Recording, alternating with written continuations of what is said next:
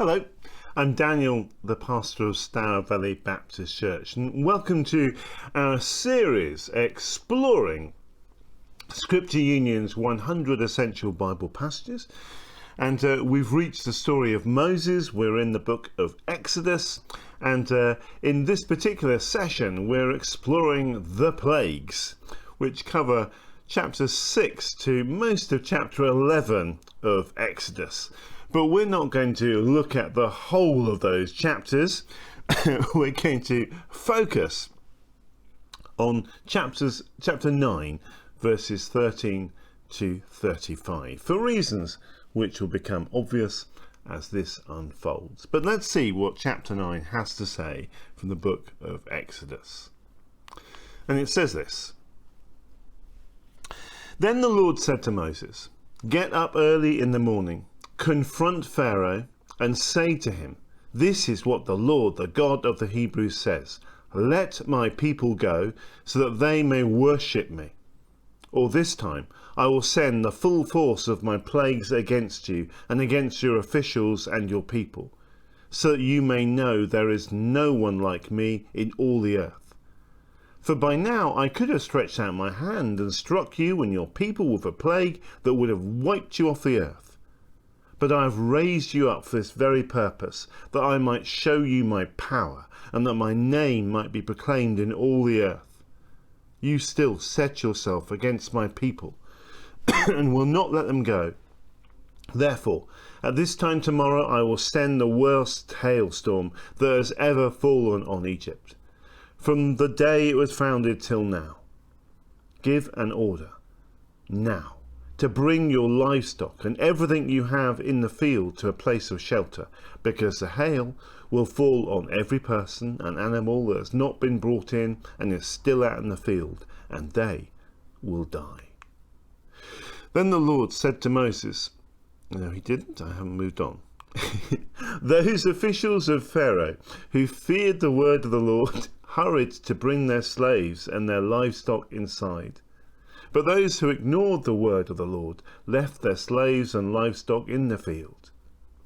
Then the Lord said to Moses, "Stretch out your hand toward the sky, so that hail will fall over all of Egypt, on people and animals, and on everything growing in the fields." When Moses stretched out his staff towards the sky, the Lord sent thunder and hail, and lightning flashed down to the ground. So the Lord rained hail on the land of Egypt. Hail fell, and lightning flashed back and forth. It was the worst storm in all the land of Egypt since it had become a nation. Throughout Egypt, hail struck everything in the fields, both people and animals. It beat down everything growing in the fields and stripped every tree. The only place it did not hail was the land of Goshen, where the Israelites were. Then Pharaoh summoned Moses and Aaron. "This time I have sinned," he said to them. "The Lord is in the right, and I and my people are in the wrong. Pray to the Lord, for we have had enough thunder and hail. I will let you go. You don't have to stay any longer." Moses replied, "When I have gone out of the city, I will spread out my hands in prayer to the Lord. The thunder will stop, and there will be no more hail, so that you may know that the earth is the Lord's. But I know that you and your officials still do not fear the Lord God." The flax and barley were destroyed, since the barley had headed and the flax was in bloom. The wheat and spelt, however, were not destroyed, because they ripen later. Then Moses left Pharaoh and went out of the city. He spread out his hands towards the Lord. The thunder and hail stopped, and the rain no longer poured down on the land. When Pharaoh saw that the rain and hail and thunder had stopped, he sinned again. He and his officials hardened their hearts, so that Pharaoh's heart was hard, and he would not let the Israelites go, just as the Lord has said through Moses. Marvellous stuff, the plagues of Egypt. And as I said, with the actual session covers chapters 6 to 11. That's a lot. So we're going to kind of address it wearing sort of varifocals. So at times we're going to be thinking about some very detailed bits up close, as it were, and at other times pulling back to get a much bigger image, a longer vision of what's going on here. But the question that hits me first of all when I think about all of this is, why 10 plagues? For those of us who've been Christians for ages, and we maybe had this right from when we were in junior church or Sunday school, we kind of take it all for granted. But there's nothing obvious about the 10 plagues in terms of it was bound to happen. Why 10 plagues? And on the one hand, the answer is very simple. So that Pharaoh will let Moses and the Hebrew slaves finally go. But why did it have to happen this way? Why have we got any plagues at all in Egypt? Well, we need to hang on to one of the great challenges that God is seeking to address. Now, this isn't the accounts we're reading in Exodus. They're not random. God is up to something. He's got a challenge and he's addressing it in a certain way. Ever since back in Genesis, the Tower of Babel, where people thought they had to build a tower with a staircase to help God go up and down from heaven, that God needed our help. God's challenge has been to help people know what he is truly like, to give them a true image of what he is like. He wants you and I to have a true image of him. And that challenge culminates in Jesus. Hebrews chapter 1 says that the Son is a radiance of God's glory, the exact representation of his being. These days, I don't think everyone would agree with that statement. When Stephen Cottrell was speaking at the Queen's Jubilee service in St. Paul's, he spoke about Jesus leading us to God.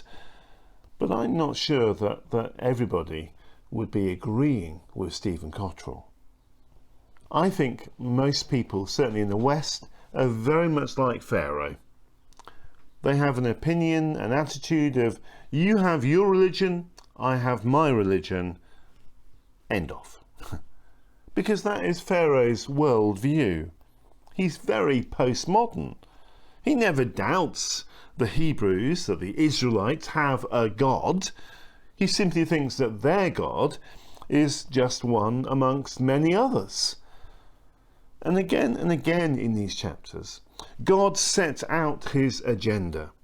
He wants to be known. He wants to reveal himself, not just to Pharaoh, not just to the Israelites, but to the whole world too. The Israelites have lived in a land of umpteen gods and idols for some 400 years. And they now need to learn that theirs is the one true living God. So Moses tells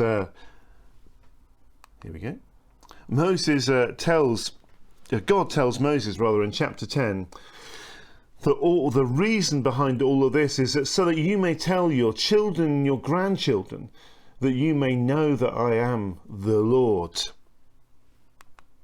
Later on in Exodus chapter 7 he says, the Egyptians will know that I am the Lord when I stretch out my hand against Egypt and bring the Israelites out of it. Later in chapter 8 he says, it will be as you say, so that you may know there is no one like the Lord our God. It's all about God being known. It's all about God making himself known. And God makes it clear that all of this was not just for the Egyptians' benefit, and not just for the Israelites' benefit, but for the benefit of the whole world. He says in Exodus chapter 9, we've just read it, I have raised you up for this very purpose, that I might show you my power and that my name might be proclaimed throughout the whole earth. That's all well and good. The challenge is this, as Rabbi David Forum puts it. How do you convince a society of polytheists, that's people who believe in a whole bunch of gods, led by a king who thinks he's a god, that the force he and his countrymen are facing is not one of the polytheistic powers, but in fact the one creator, God? It's a good question. Really good question. Egypt was the ancient world's superpower. Even by this time, the pyramids had already been up and awing everybody for 1,000 years. You know, when you're up against a culture as firmly established as that of Egypt at this time, where do you start? Where do you start? And God's answer is the plagues. Right from the start, the scriptures make it clear that this is an all or nothing confrontation. The Lord is not after a halfway house. He's not after a compromise.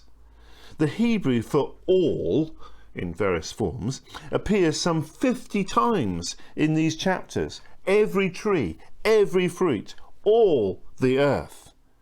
All this has global implications for what the world knows and understands about the Lord.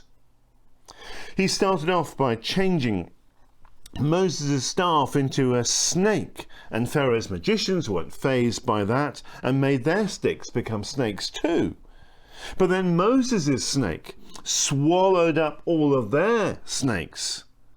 And on the one hand, you could walk away from that thinking it was a draw. Moses and the Egyptians both produced snakes out of sticks. On the other hand, it was very ominous, because a snake or a cobra symbolized Pharaoh's power. It was on his headdress, his crown. And Moses' snake had just eaten all the Egyptians' snakes. And if you were looking at that, you could only conclude this is not good. This is not good. Up next, the Nile turns to blood. And again, the magicians don't panic. They prove that they too can turn water into blood. We might find this all a bit weird and strange and, ridiculous, but clearly something very supernatural was going on. But even though the Egyptian magicians could apparently do exactly the same thing, there would have been a twitch of nervousness, because Moses was messing with the Nile, and the Nile wasn't just the lifeblood of Egypt. I mean, Egypt was the grain basket of the ancient world, and that was only because of the Nile. But the Nile didn't just water the land. The Nile was a god as far as the Egyptians were concerned. The god, they called it Happy. And Happy, quite frankly, would be an unhappy Happy, because Moses was messing with the Nile. Up next are frogs. And again, Pharaoh's magicians tell him, don't worry, we've got this one. And they create frogs as well, unwittingly adding even more frogs to a plague of frogs. I don't quite understand the logic of that, but there we are. Egypt's got frogs everywhere, in kitchen cupboards, in their underwear drawers, in their beds. And again, there would be the beginnings of alarm, because Moses was messing with the god Heket, who had the face of a frog, another god being rumbled. And I never cease to be gobsmacked by Pharaoh. Moses gives him the power to set the exact time when the plague of frogs ends. And unbelievably, Pharaoh's answer is, tomorrow. Oh, seriously? You really want another night with frogs crawling inside your duvet, frogs hopping in your bath, frogs jumping into your porridge? Really? Why not immediately? But then, when we think about it, sometimes We can all live with the far from perfect, the downright uncomfortable, the downright awkward, maybe the impossible. We too put off things till tomorrow. I wonder, maybe there's something you're putting off. But there was another side to Pharaoh's tomorrow. He may have been just testing Moses, because the Egyptians had no control over their gods. If Ra, the sun god, rose and ripened their crops, all well and good. But they couldn't tell Ra what to do. If there was a cloudy day, they couldn't do anything about it. Moses was showing Pharaoh that he could switch a plague on and off at any moment with pinpoint accuracy. Just tell me the time. Tell me the moment. Moses had a wholly different relationship with his God than Pharaoh had with any of the Egyptian gods. Then come gnats. The land was just alive with them, just teeming with them. I mean, how hideous. I hate midges, mosquitoes, all the rest of it. Ugh. And to their despair, the Egyptian magicians found themselves bested. God was making a point for all to see. The Egyptian magicians, they couldn't even come up with a single gnat, whereas God could create a plague of them. And the Egyptian magicians were forced to admit in chapter 8, verse 19, this is the finger of God. They recognise a force at work far greater than themselves. Gnats were followed by flies, and then a plague came on the livestock of the Egyptians. All their sheep and their cattle died. And again Moses would have spooked Pharaoh with a precise prediction. Tomorrow the Lord will do this in the land. None of Egypt's priests could predict and say what their gods would do today, let alone tomorrow. And again Moses was messing with their gods.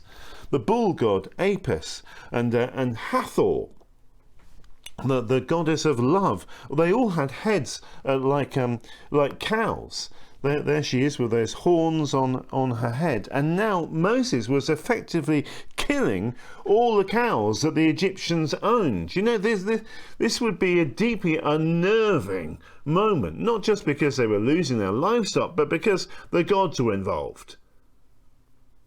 And if you were an Egyptian at the time, you would be possibly thinking about the Nile turning into blood and thinking, golly, my goodness, the river god seems to be strangely against us.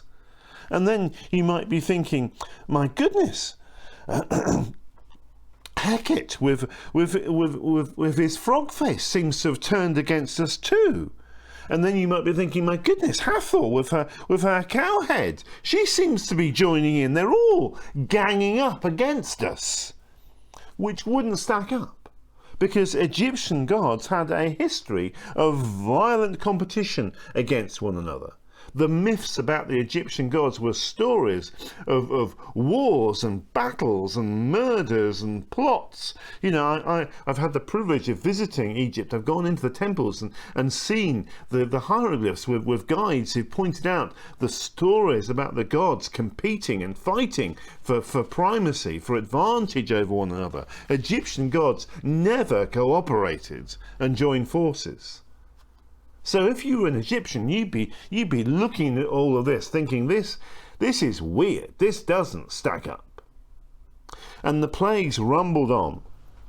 And as they rumbled on, any Egyptian with a brain would be thinking, hang on, just how many gods are against us?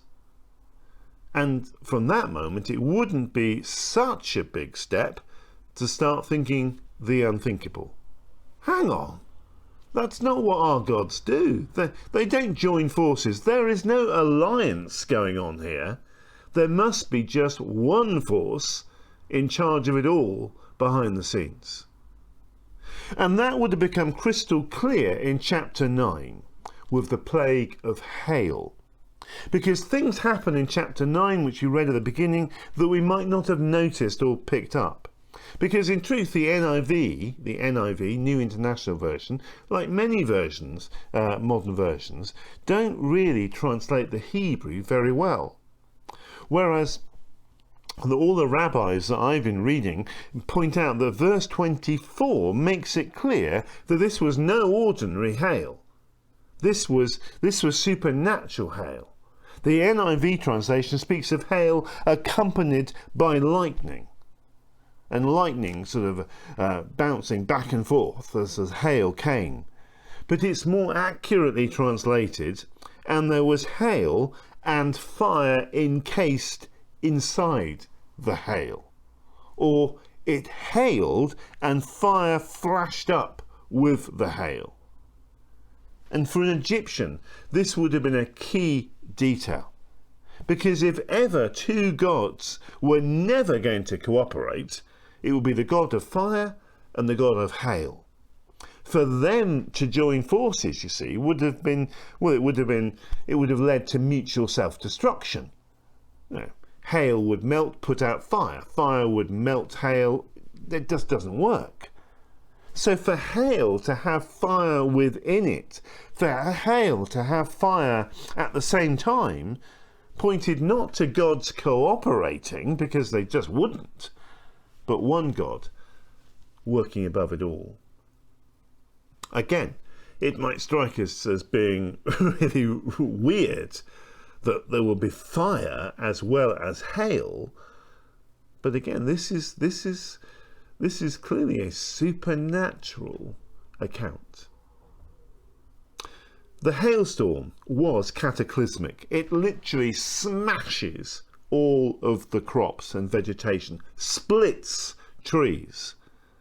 But it was the fire and hail combi that produced a totally new response from Pharaoh, and the two work together. Why does Pharaoh suddenly change tune? Because he's seen something that he hasn't seen before.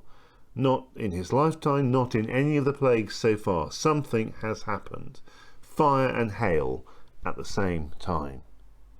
And Pharaoh admits that he has sinned, which again is phenomenal, because that is new language. You couldn't sin against an Egyptian god. But he understood, Pharaoh at that moment understood, that the Lord is right, is in the right, and I and my people are in the wrong. And this could have been a big happy ending. Israel could be packing their suitcases for an exciting and long-awaited trip into the desert, and the Egyptians could be standing by, helping their former slaves carry their bags to the nearest waiting camel. But no bags are packed, and no one is going anywhere. Because as soon as the hail stops, Pharaoh once again refuses to let the people go. But this time, it was different. He got it. He understood. Before, when he had refused to let the people go, it was with no understanding and no acceptance of his sin and of the existence of one God. This time, he refuses. He is doing so in full knowledge of who he is defying. Now he knows, he gets it. He just doesn't care. He just decides to keep his Hebrew slaves anyway. It's an act of blatant defiance. So from now on in the text, the language changes. Before, Pharaoh's heart had hardened on its own accord. Pride had stopped him from acknowledging the supremacy of the Lord. Now God himself hardens Pharaoh's heart.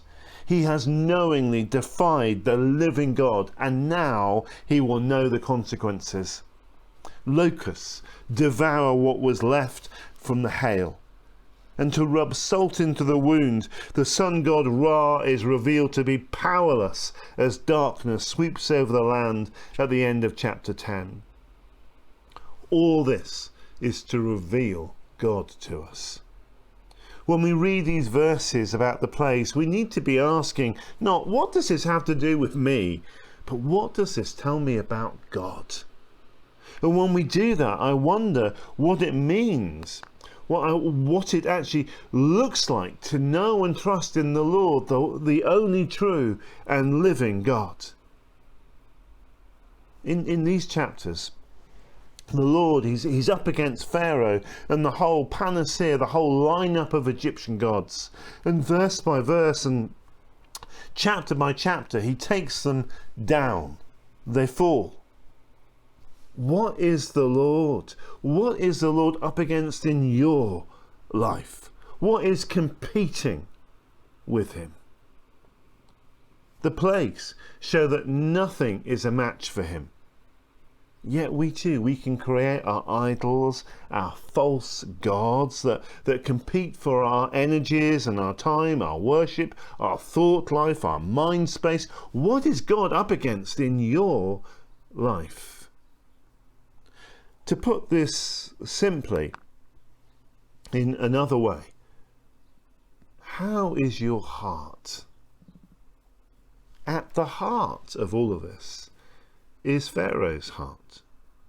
And in his heart there was stubbornness and pride that prevented him from humbling himself and acknowledging what his eyes were seeing. And when he does acknowledge it, he quickly decides to act as if it had never happened and to defy the Lord again and again. In Pharaoh's heart there is fear that if he lets his slave workforce go, who will do the work? Who will build the next pyramid? Who will make the harvest the next harvest? There's fear, pride, insecurity, stubbornness. Our hearts are the most important things about us. When Samuel is looking at David and weighing him up and thinking whether he has the makings of a king, God says to him, "Man looks at the outward appearance, but the Lord looks at the heart." Are we too knowingly engaging in very considered acts of rebellion against our Creator too? Pharaoh had the attitude that he just didn't care and would keep on doing the one thing that the Lord had asked him to do, but which cost him the most. He keeps the Hebrew slaves. What are we keeping back? What am I keeping back? What are we refusing to give to our God? It might be that faith is a struggle, and despite all the reasons we have for putting our trust in him, we are just holding out. Something is causing us to hold out on God. Or it might be that we are angry with God about something, and despite time passing and are actually enjoying and receiving many, many blessings, we still won't let go of our anger. Or maybe it's an aspect of following him with our whole lives. You know, we will willingly give him almost everything. But that bit of our lives, that bit is ours. To yield, to give that would be too costly. Maybe something has always stopped us from going all in. We've hardened our heart. Well, I just simply encourage you to think about that question in response to reading these verses. How is your heart? As Proverbs chapter 4 says, above all, guard your heart, for it is a wellspring of life. The New Living Translation puts it this way: guard your heart above all else, for it determines the course of your life. Thank you for listening.